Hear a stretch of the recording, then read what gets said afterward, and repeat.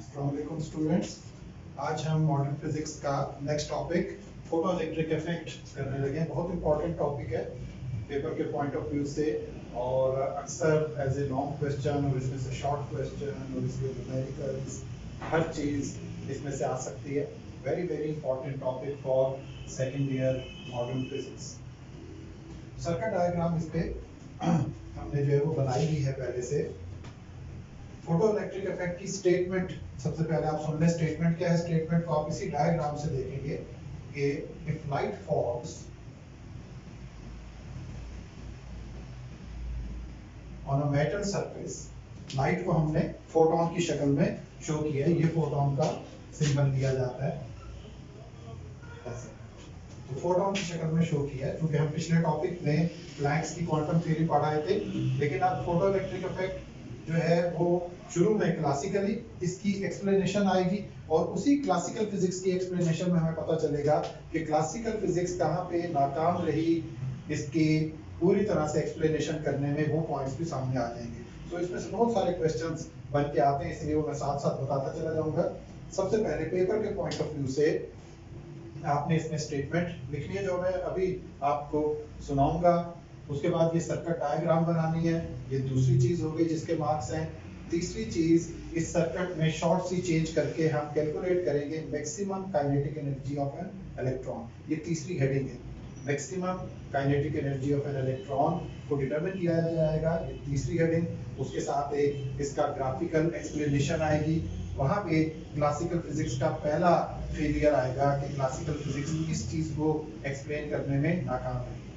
उसके बाद fourth heading इसमें आएगी कि हम वहां पे जो एक्सप्लेनेशन दे रहे थे उसके बाद हम चेंज करते हैं और फ्रीक्वेंसी की बेस के ऊपर इसकी कैलकुलेशन करना चाहते हैं कि फोटो इलेक्ट्रिक इफेक्ट में फ्रीक्वेंसी ऑफ लाइट कैसे वेरी करें तो फर्क पड़ता है। तो फ्रीक्वेंसी ऑफ लाइट की वेरिएशन का जो असर है वो फोर्थ हेडिंग आपने देखे, उसका भी एक ग्राफ सा बनेगा और उसमें थ्रेशोल्ड फ्रीक्वेंसी और ये वाली चीजें आएंगी। वहां पे दूसरा फेलियर आएगा क्लासिकल फिजिक्स का कि वो कैसे इसे एक्सप्लेन करने में नाकाम रही। और उसके बाद फिर तीसरा फेलियर जो है हम इसका बताएंगे कि वो कैसे नाकाम रही। ये पांचवी हेडिंग आ जाएगी।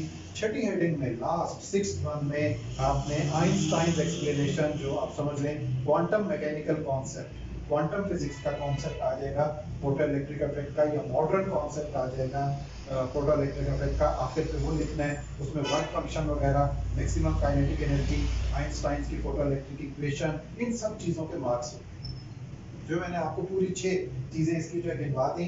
मुकम्मल टॉपिक लिखने को आ जाए तो आपने ये सारी की सारी चीजें इसमें जरूर लिखी। अब आ जाए इसकी स्टेटमेंट की तरफ। बहुत सिंपल सी statement. When light fall on a metal plate, ये हमने कैथोड एक मेटल प्लेट ब्लैक कर्व की शक्ल में शो की हुई है फोटो सेल के अंदर। When light fall on a metal plate then electrons are ejected. तो यहाँ से इलेक्ट्रॉन एजेक्ट होते हैं, हम ये डॉट की शक्ल में शो कर देते हैं। अब हमने कैथोड की प्लेट को बेसिकली कनेक्ट किया हुआ है negative terminal of the battery से, तो ये यहाँ से इलेक्ट्रॉन्स क्या होंगे?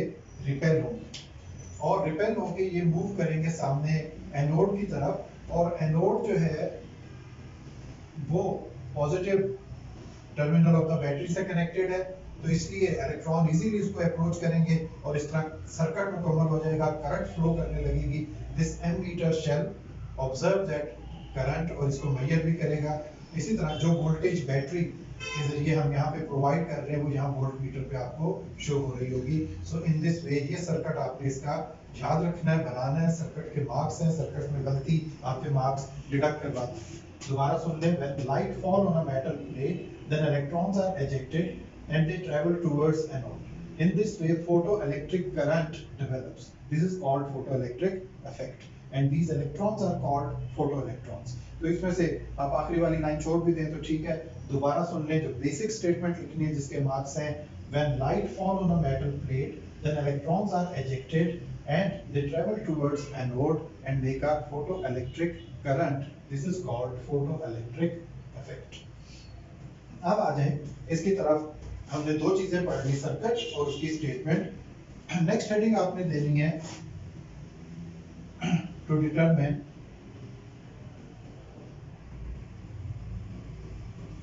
Maximum kinetic energy of electrons. Electrons की हमने मैक्सिमम काइनेटिक एनर्जी क्या करनी है, यहाँ पे मेजर करनी है। उसके लिए हम क्या करेंगे, to measure maximum kinetic energy of electron we invert the terminals of the battery. हम पॉजिटिव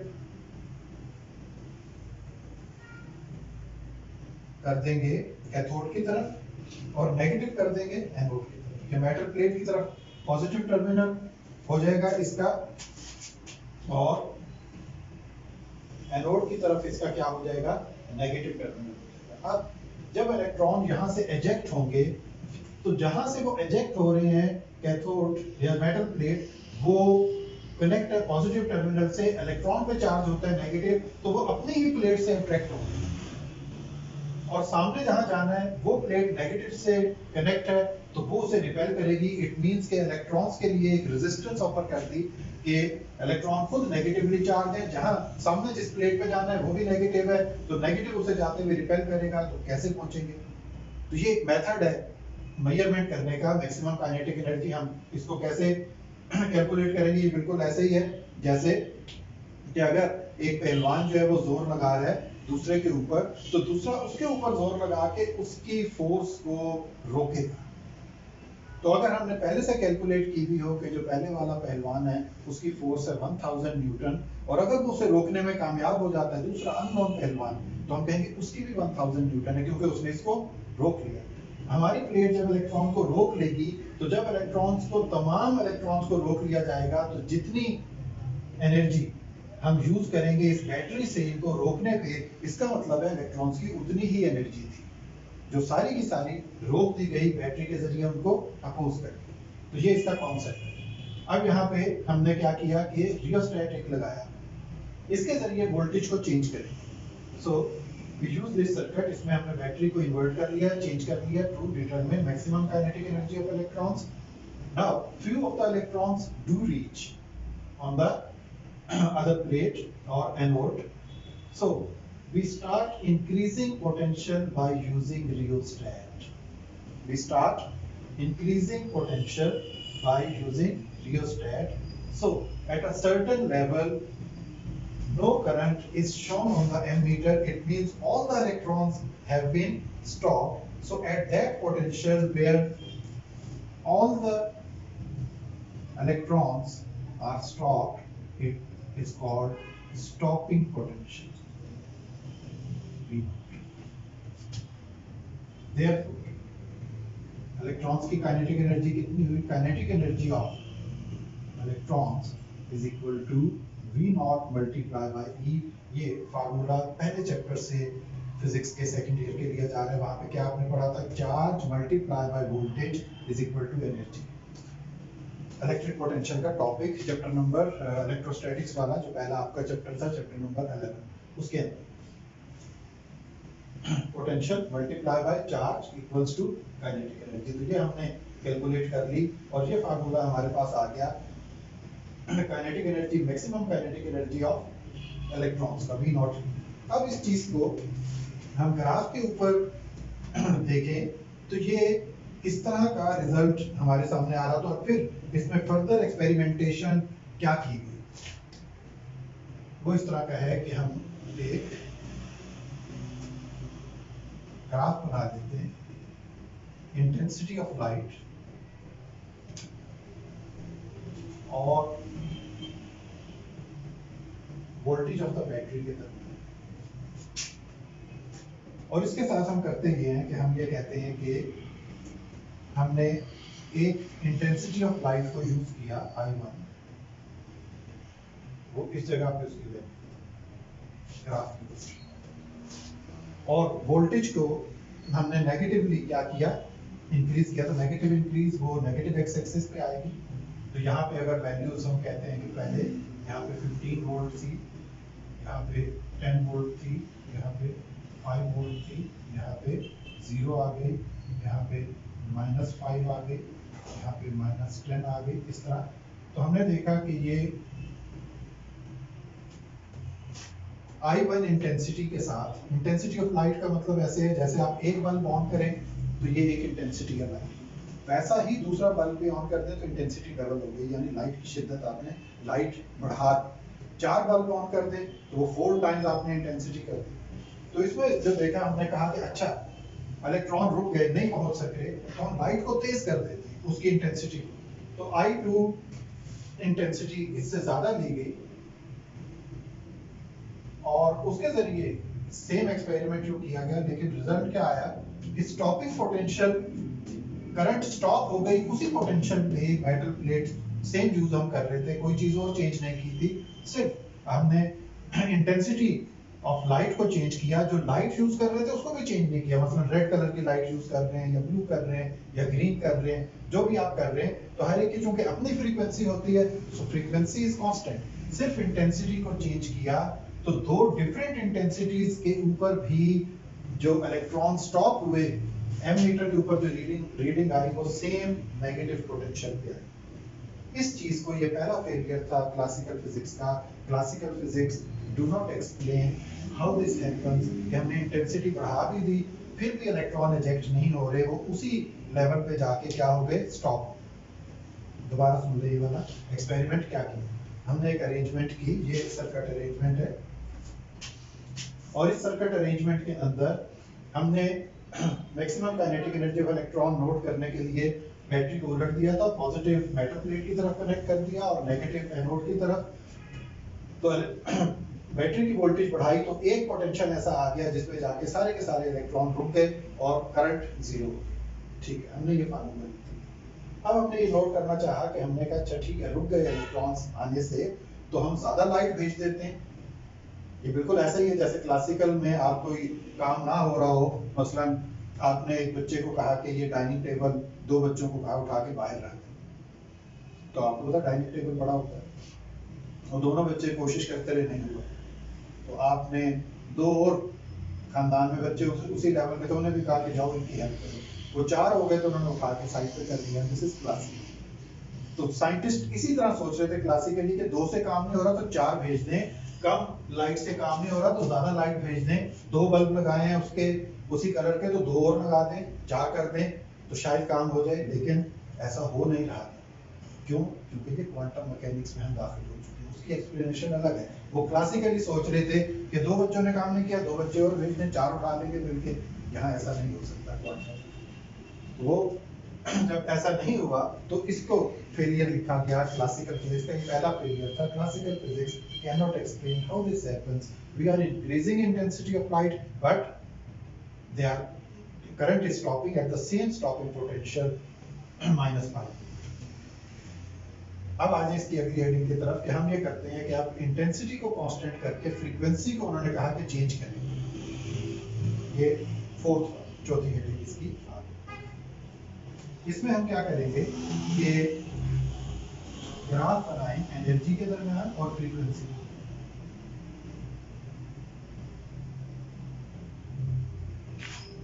तो यहाँ उन्होंने देखा कि अच्छा हम डिफरेंट लाइट्स यूज करके देखते हैं कि उससे क्या फर्क पड़ता है और स्टॉपिंग पोटेंशियल वो कहाँ से इलेक्ट्रॉन एजेक्ट होना शुरू होते हैं। तो उसका रिजल्ट ये निकला कि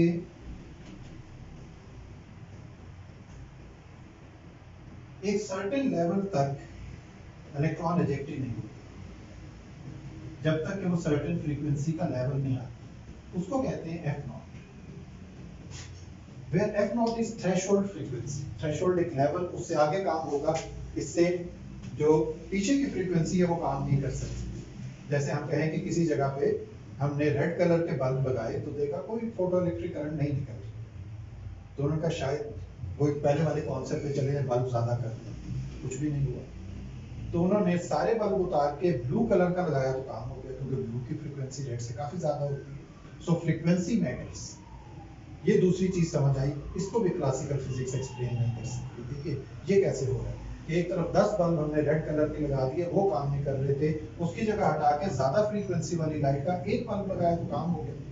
तो ये कैसे हो गया? इट मींस कि there is a certain level of frequency beyond this photo electric effect happens, उससे पहले फोटो इलेक्ट्रिक इफेक्ट नहीं होगा।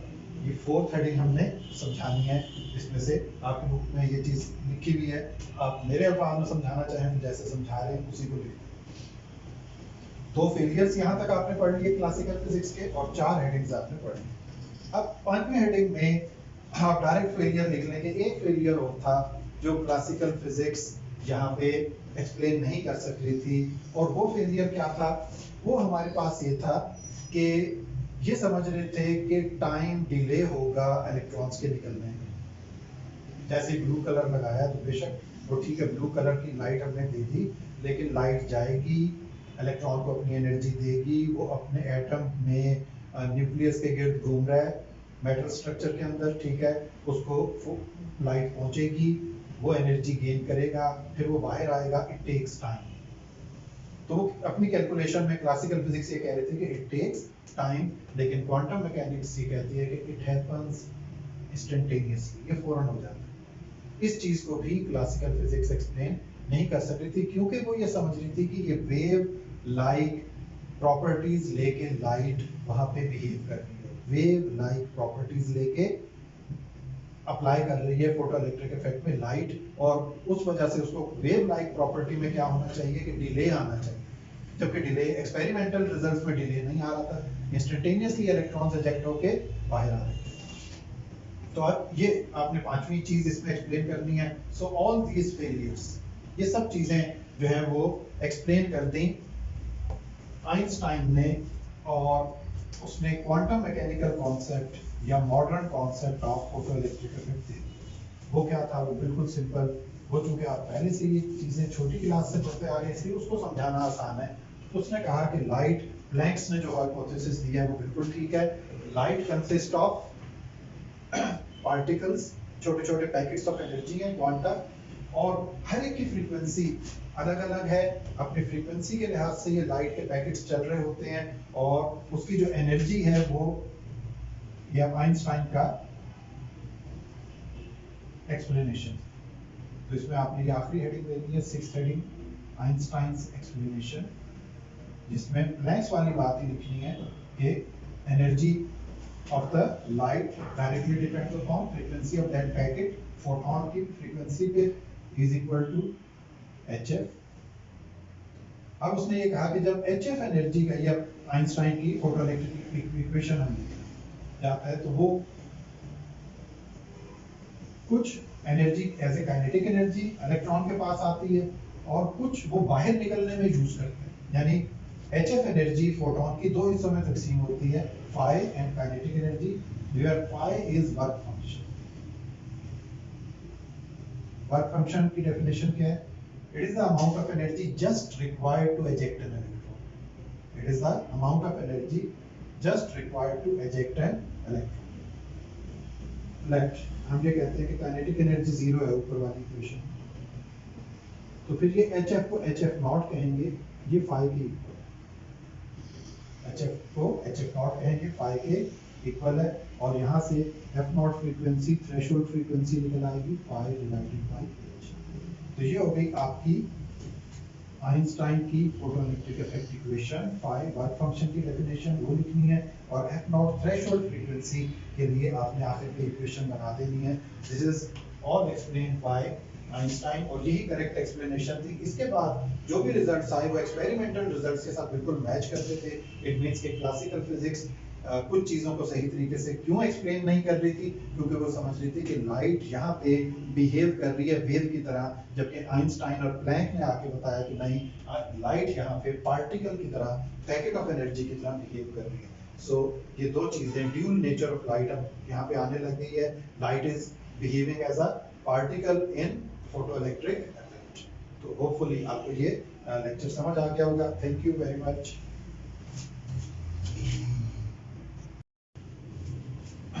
नेक्स्ट इसी टॉपिक में आखिर पे हम फोटो सेल को एक्सप्लेन करेंगे। चूंकि शॉर्ट सा टॉपिक है तो इसके साथ ही कर लें। फोटो सेल एक गिलास एवोक्यूएटेड ट्यूब होती है जिसमें 2 इलेक्ट्रोड्स होती हैं, एक को कैथोड हम कहते हैं और दूसरे को एनोड। कैथोड लाजिम बात है, एक मेटल हमारे पास सरफेस होती है तो मुख्तलिफ मेटल सरफेसेस इसमें यूज़ की जाती हैं। जैसे अगर हम सोडियम यूज़ करें, पोटाशियम यूज़ करें, तो ये विजिबल लाइट से भी इलेक्ट्रॉन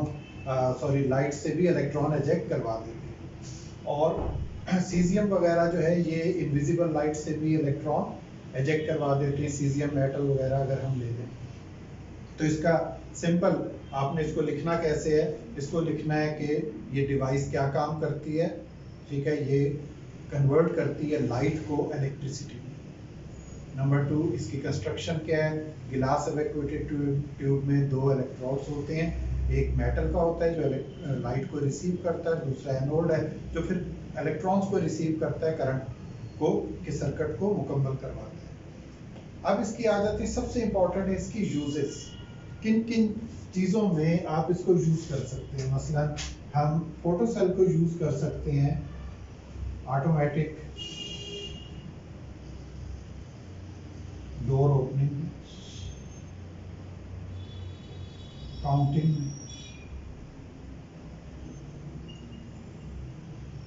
इसी तरह सीडीज जो है वो लेज़र लाइट के ज़रिए चलती थी पहले, तो सब कुछ यूएसबी में हो जाता है, तो ये आहिस्ता आहिस्ता ख़त्म होती चली जा रही है।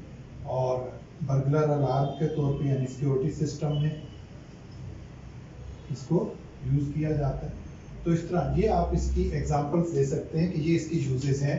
ऑटोमेटिक डोर्स में कैसे कि आप अक्सर होटल्स वगैरह में या हॉस्पिटल्स में आपने देखा है कि आप दरवाजे के नज़दीक पहुँचें तो उससे 2, 3, 4 कदम पीछे ही आप चलते हुए जाते हैं तो वो दरवाज़ा खुद ब खुद खुल जाता है। वो कैसे, उससे पहले सर्किट लगा हुआ होता है, आप जैसे ही सर्किट को कट करते हैं तो वो कनेक्ट है आपस में, आप उसको उसकी इनविजिबल लाइट को डिस्कनेक्ट करते हैं तो वो सर्किट ऑन हो जाता है और सर्किट की करंट जो दूसरे रास्ते से आ रही थी वो दरवाजे की मशीन को रन करने के लिए आ जाएगी और दरवाजे को ओपन कर देगी। इसी तरह किसी जगह पे सिक्योरिटी सिस्टम में बर्गलर अलार्म, चोर पकड़ने के लिए अलार्म लगाया जाता है, तो वो दीवार टापे या खिड़की तोड़ के अंदर आए तो वहाँ पे दोनों तरफ इसकी सेटिंग हुई हुई होगी।